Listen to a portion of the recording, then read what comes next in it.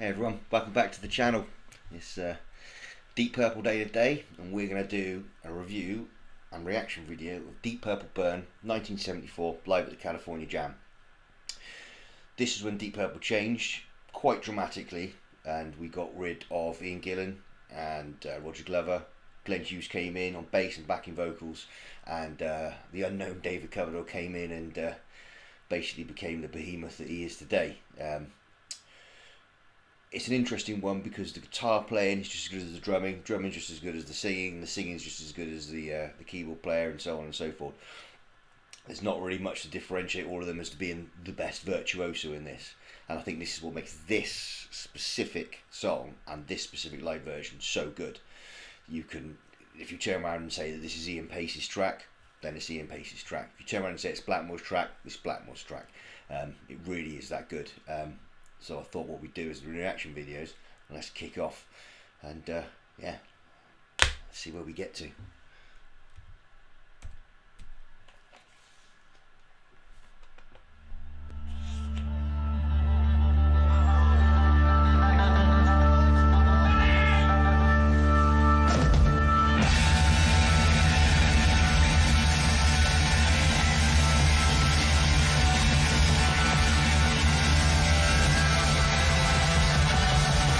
Great stage.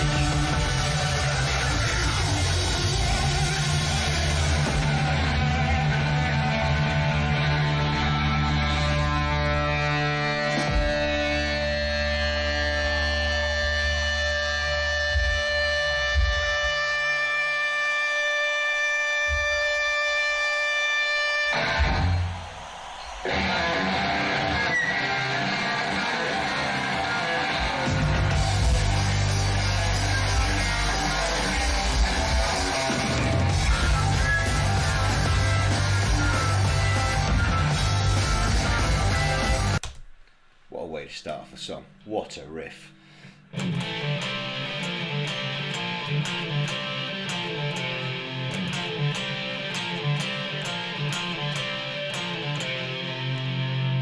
Blackmore came up with so many riffs. This has got to be one of his best. It's crunching. It's yeah, it's right up there. For me, this is better than Smoke on the Water, controversially.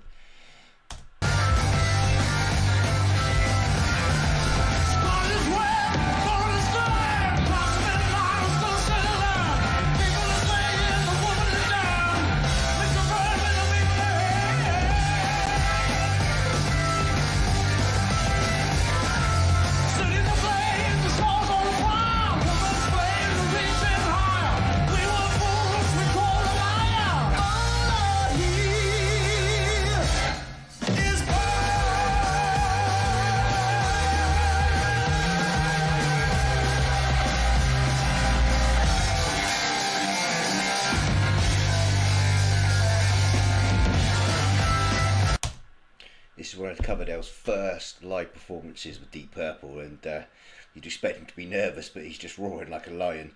One of the things I like most about when the riff comes in is the space that the band leaves. It lets off, everyone stops, Blackmore plays this riff, and then everyone kicks back in fast. Really allows it to breathe, and I think that's what makes the riff sound so powerful. It's not diluted by anything. It's just straight in there, just crunching Strat sound. Yeah, perfect. Perfect.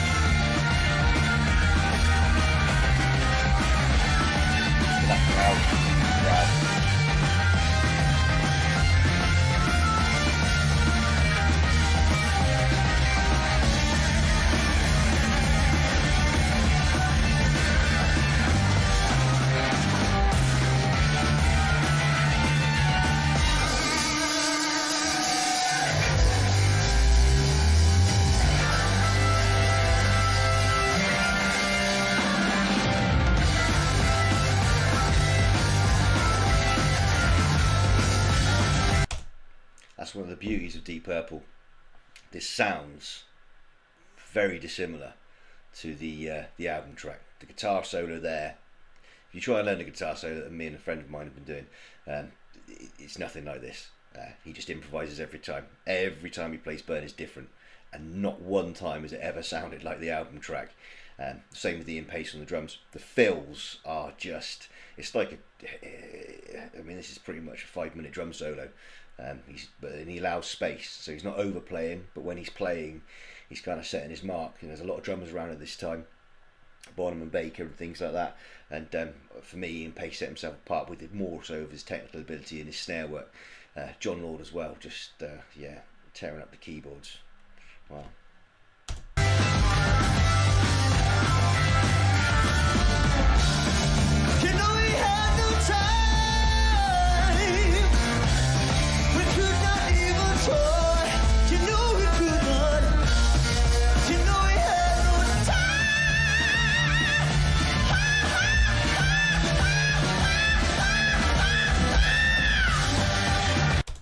How many singers can sing with that pitch?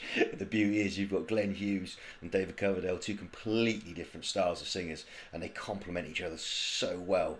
I mean, that really made the Burn album what it is, and Stormbringer, which is the following album. But this specific piece on this specific album.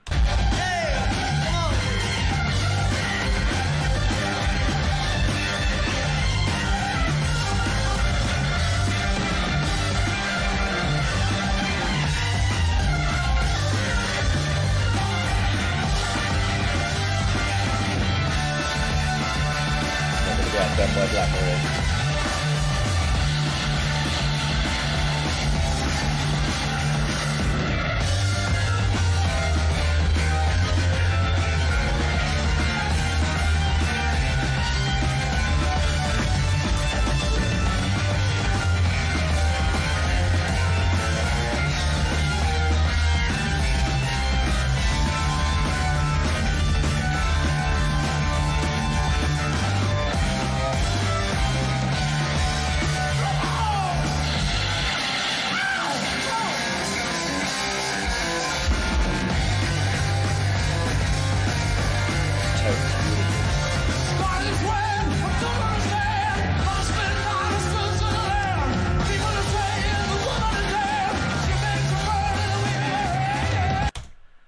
You come into a band that's as big as Deep Purple, and you've got to replace Ian Gillan.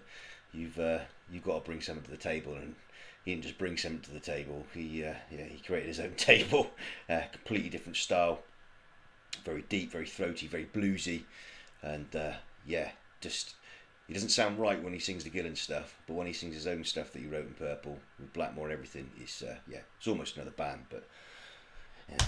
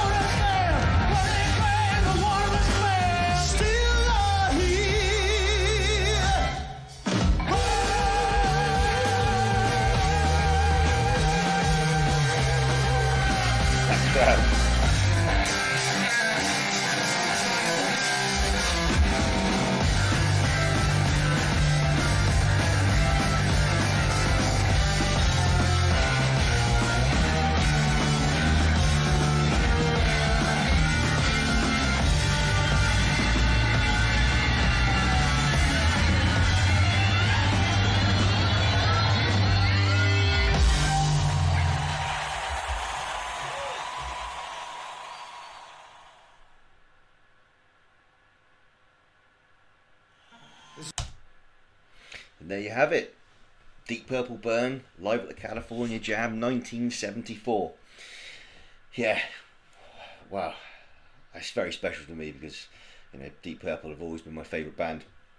And Ritchie Blackmore there, really, he really put in a performance and a half. I mean, Ian Pace as well. The whole band was absolutely fantastic. I find it very hard to think of another band that were as good live in the 70s as they were. It was explosive, it was energetic, it was angry, and they put it out there on show. And that, the California Jam 1974, had a huge bill. Had well over 200,000 people attend officially, and then hundreds of thousands more apparently turned up and broke down the gates and stormed in. So yeah, well, thank you for watching. Let me know what you thought.